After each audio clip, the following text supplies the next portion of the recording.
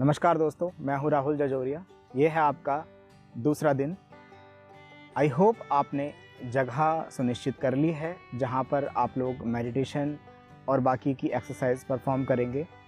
आपने वो कपड़े भी सिलेक्ट कर लिए होंगे जिनको पहनकर आप मेडिटेशन या और विधियां करेंगे, और एक एटमॉस्फेयर आपने ऐसा क्रिएट कर लिया है उस जगह पर जहां पर आप इन सब चीज़ों को आगे करते जाएंगे। अब यहाँ आपको आज क्या करना है, क्योंकि ये दूसरा दिन है तो अब धीरे धीरे हम स्टेप बाय स्टेप शुरू करेंगे चीज़ों को। तो आज के दिन आपको कॉन्शियस रहना है। अब कॉन्शियसनेस क्या है उसके बारे में थोड़ा सा मैं बता देता हूँ। हम जब भी किसी से बात करते हैं, जब भी हम खाना खाते हैं, जब भी हम कोई भी काम करते हैं, तो हम पूरी तरीके से कॉन्शियस नहीं रहते। हम पूरे तरीके से सजग नहीं रहते, जागरूक नहीं रहते। कोई भी काम कर रहे हैं, हमें लगता है कि हम उस काम को कर रहे हैं, लेकिन दरअसल ऐसा होता नहीं है। हम उस काम के साथ में बहुत सारे और भी काम कर रहे होते हैं। काम करने का मतलब सिर्फ ये नहीं है कि आप अपने हाथ और पैरों को चला रहे हैं। इसका मतलब ये भी है कि आप अपने दिमाग से जो भी सोच रहे हैं वो भी एक काम है, वो भी एक क्रिया है। जितनी भी क्रियाएं हमारे हाथों पैरों से होती हैं वो तो काम आपको लगते हैं, लेकिन जो दिमाग से होते हैं वो काम नहीं है क्या? वो भी तो काम है। तो उनसे भी आपकी एनर्जी कम होती है।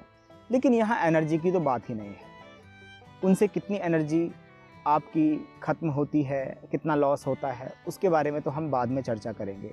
लेकिन अभी आपको ये ध्यान रखना है कि जब आप कॉन्शियस रहेंगे तो आपको क्या क्या फ़ायदे होंगे।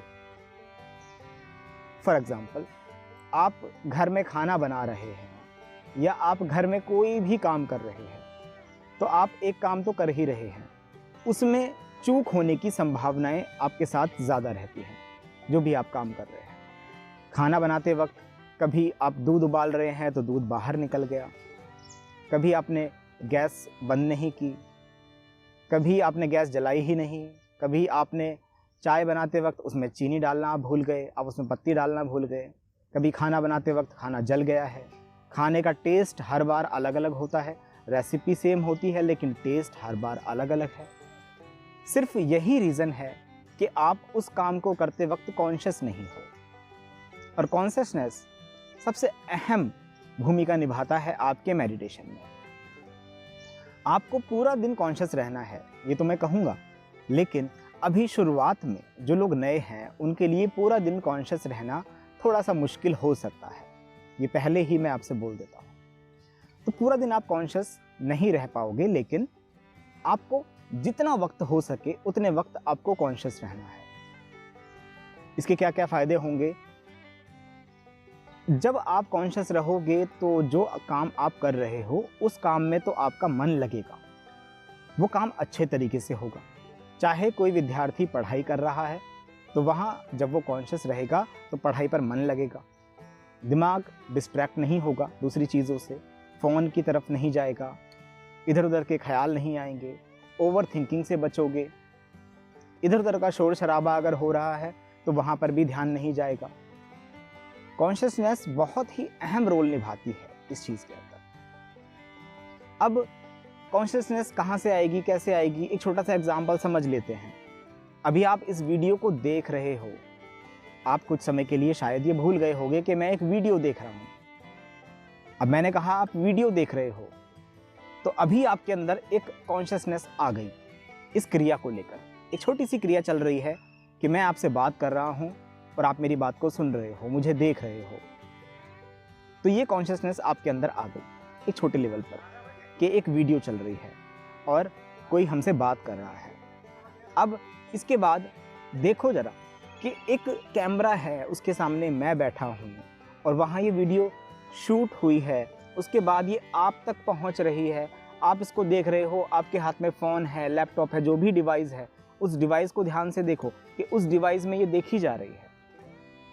अब कॉन्शियसनेस का लेवल थोड़ा सा बढ़ने लगा है।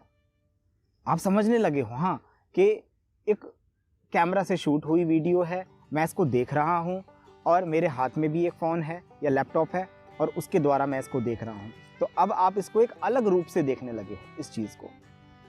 जब हम किसी मूवी को देखने के लिए जाते हैं सिनेमा हॉल में, तो वहाँ पर वो मूवी हमें इतना आकर्षित कर लेती है कुछ समय के लिए कि हम जहाँ पर कोई हंसी का सीन आता है, कोई हास्य किरदार वहाँ पर हमें हंसाने का प्रयास करता है तो हम हंसते हैं। कोई सीरियस सीन होता है तो वहाँ हम इमोशन अपने बाहर निकाल देते हैं, वहाँ हम रोने भी लगते हैं। कहीं रोमांटिक आता है तो हम भी रोमांटिक हो जाते हैं। ये चीज़ें हमें इन्फ्लुएंस करती हैं उस समय पर। तो आप ज़रा ये देखिए कि आप पूरी मूवी के अंदर बहुत कम समय पर कॉन्शियस रहते हो। आप ये भूल ही जाते हो कि आप रियल में एक सिनेमा देख रहे हो, एक मूवी देख रहे हो। लेकिन जब मूवी खत्म होती है या बीच में इंटरवल होता है, तब आप देखते हो कि हम तो मूवी देख रहे थे, ये तो किरदार हैं, कौन मरा कौन जिया इससे क्या मतलब हमें। उसके बाद आपका जो कॉन्शियस लेवल है वो बढ़ जाता है, फिर आप अपनी असली ज़िंदगी में वापस आ जाते हो। अब यहाँ पर इंसान को लगता है कि अभी तक तो एक रियल ज़िंदगी नहीं थी, अब एक रियल ज़िंदगी में हम वापस आ गए, लेकिन असल में रियल ज़िंदगी यहाँ भी नहीं है। जिस चीज़ को आप अब देख रहे हो वो भी दरअसल वो रियल नहीं है। क्यों? क्योंकि वहाँ भी आप कॉन्शियस नहीं हो। अगर आप यहाँ पर कॉन्शियस नहीं हो तो उसका मतलब ये भी एक मूवी की तरह है।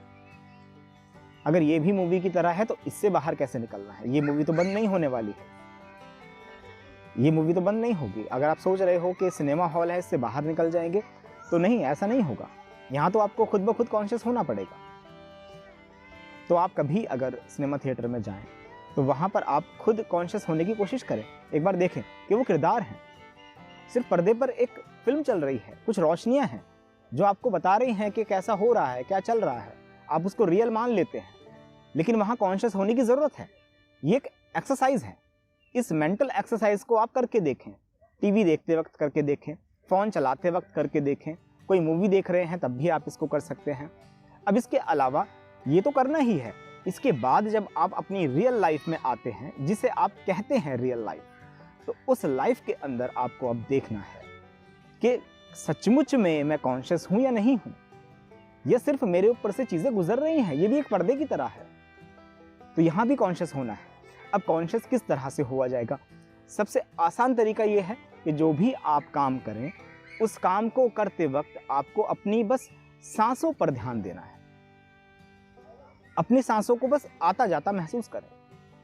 सांसें चल रही हैं, अभी आप भूल गए थे कि आपकी सांसें भी चल रही हैं। ये तो फैक्ट है कि सांसें तो चल रही हैं, इसलिए आप जीवित हो। इसीलिए आपने इसको बहुत ही हल्के में ले लिया कि सांसें तो चलती ही रहेंगी, इस पे ध्यान देने की आवश्यकता ही क्या है। लेकिन अब जरा सोचिए कि आपकी सांसें चल रही हैं। अपनी सांसों की आवाज़ें आप दिन में कितनी बार सुनते हो सकता है 1 बार 2 बार, या हो सकता है 1 बार भी नहीं। तो इन पर जरा ध्यान देने का प्रयास कीजिए। आपकी सांसें चल रही हैं, इसकी अनुभूति कीजिए। जरा देखिए कि आपकी सांसें चल रही हैं। सांसें आप खुद नहीं ले रहे हैं, लेकिन उन पर आप ध्यान तो बना सकते हैं। आपकी सांसें चल रही हैं, सांस अंदर जा रही है, सांस बाहर आ रही है।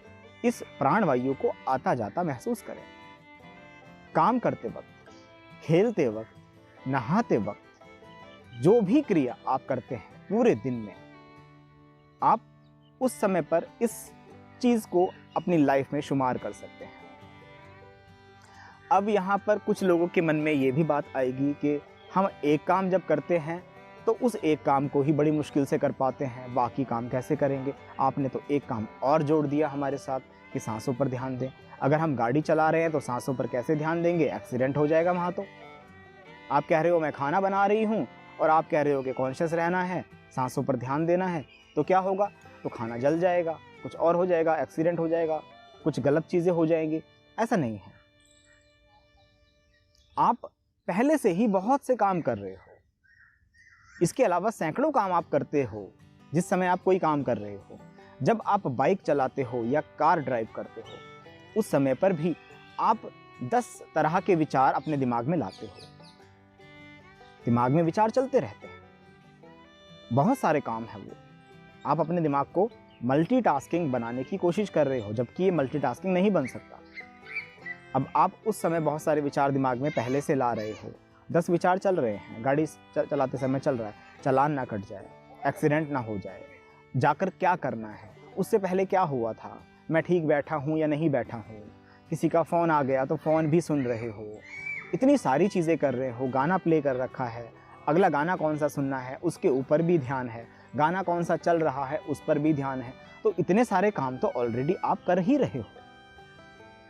आप अब मेरी वीडियो को देख रहे हो तो अब भी आपके दिमाग में हो सकता है बहुत सारे विचार चल रहे हो, तो आप ऑलरेडी बहुत सारे काम कर रहे हो। मैं तो ये कह रहा हूं कि इन सारे कामों को छोड़ दो और जो मैंने कहा वो करना शुरू करो। और इसको किसी काम समझ के मत करो, ये कोई काम नहीं है। कॉन्शियस रहना कोई काम नहीं है, ये तो हमारा स्वभाव है जिसको हम भूल गए हैं। इस स्वभाव को भूलो मत। हम अपनी सांसों पर ध्यान दे सकते हैं, सांसें तो चल ही रही हैं, सांसें नहीं लेनी हैं। अगर सांसें लेनी होती तो ये एक काम होता, तब ये एक टास्क होता। मैं तो कह रहा हूं कि बस इतना ध्यान रखो कि तुम्हारी सांसें चलती हैं, ये चल रही हैं, सिर्फ इतना ध्यान रखो। अगर इतना भी ध्यान कर लोगे तो यही एक बहुत इफेक्टिव मेडिटेशन बन जाएगा आपकी जिंदगी का। तो शुरुआती दौर है, अभी आप केवल कॉन्शियस रहने का प्रयास करो। दिन में आप कितने वक्त तक कॉन्शियस रहे, इसको एक डायरी में नोट करो। आप लिखो कि आप कितने बजे से कितने बजे तक कॉन्शियस रहे।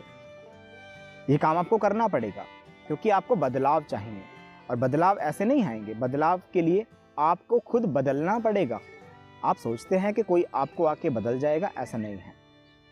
तो ये कॉन्शियसनेस की जो एक्सरसाइज मैंने आपको आज दी है, इसको आप परफॉर्म करेंगे, आज पूरे दिन परफॉर्म करेंगे और नोट करेंगे डायरी में कि आप कितने बजे से कितने बजे तक आप कॉन्शियस रहे, और उसके बाद फिर दोबारा कितने बजे से कितने बजे तक। हो सकता है कि पूरे दिन में आप 2 बार ही कॉन्शियस रहे हों और दोनों बार आप 2-2 मिनट रहे हों, हो सकता है 5-5 सेकंड रहे हों, हो सकता है कोई इंसान 3-3 घंटे कॉन्शियस रहा हो।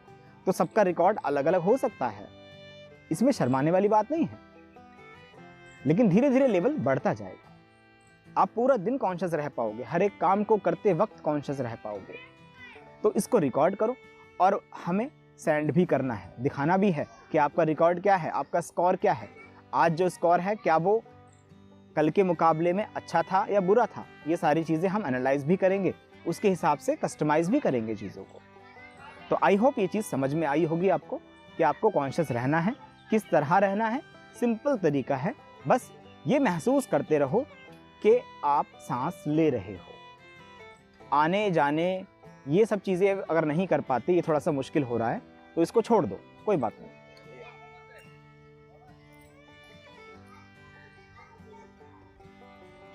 तो मिलूंगा आपसे मैं कल।